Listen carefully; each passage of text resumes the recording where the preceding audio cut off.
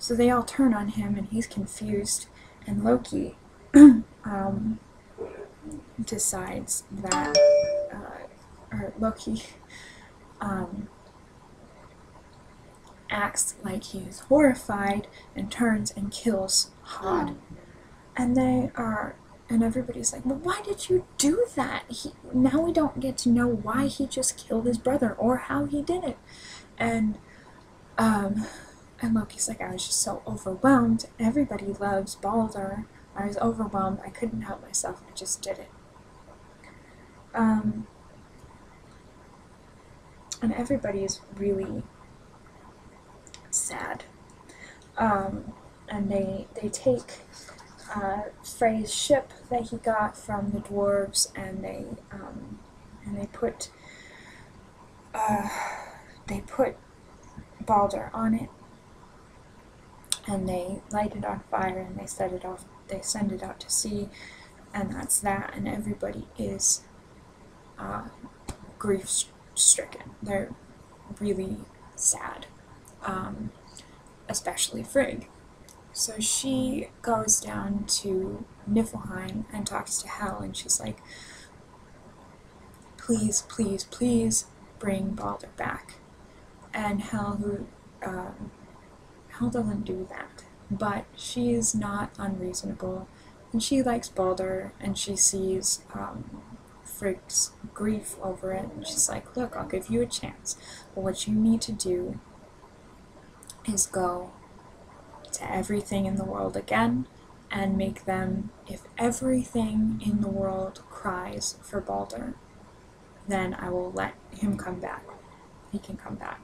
So Frigg goes to everything in the world, and everything, once they hear the story, starts crying for Balder, because everybody loved him, as I've said a bazillion times.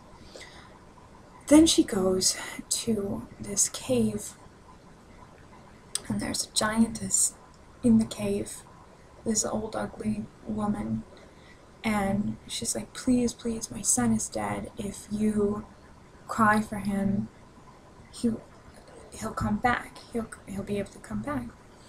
And she just looks, and she's like, well, what has he ever done for me? I'm not upset about his death. I'm not going to cry for him. And everybody kind of thinks that this woman was Loki in disguise.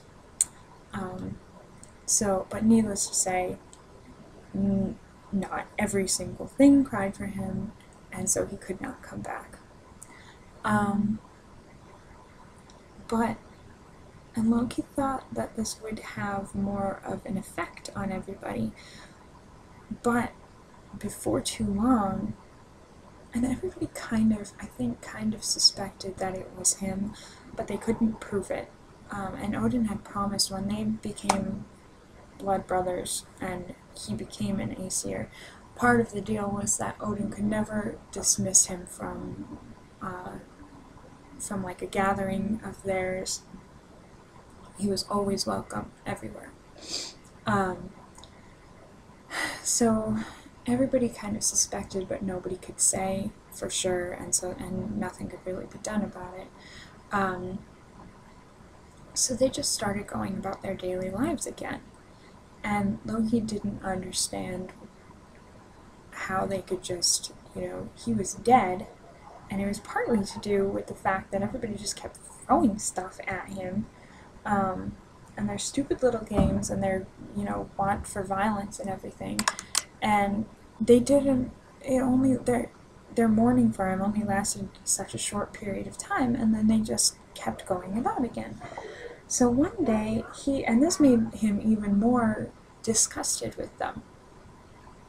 So one day, they were all back in Gladsheim having a big party and feast and drinking and having a grand old time, and he came in and everybody was kind of like, Loki's here, blah blah blah.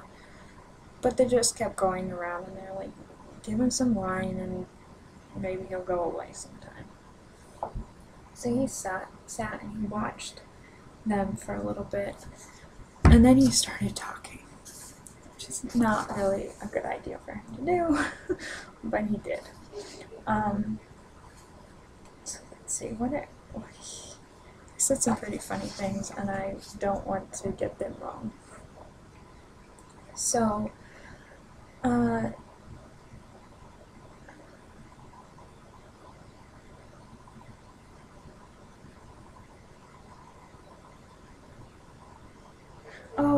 yeah, I forgot that Balder's wife jumped on the burning ship with him so that she could go to hell with him. Sorry, that was something that happened too. And so did his horse. His horse jumped on board too. So anyway, they're having this big nice segue. Anyway, they're having this big